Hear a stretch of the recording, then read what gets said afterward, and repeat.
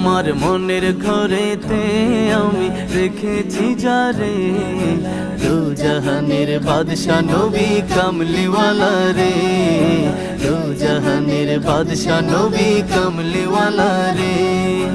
আদি পিতা আদম যখন মুসিবতে পড়ে, ওদের নবীর উসিলাতে আল্লাহ কবুল করে।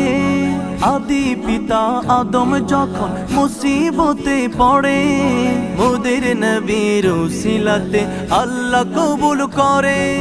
সাকারাতের বিছানাতে দেখা দিও রে, দু জাহানের বাদশা নবী কামলিওয়ালা রে, দু জাহানের বাদশা নবী কামলিওয়ালা রে।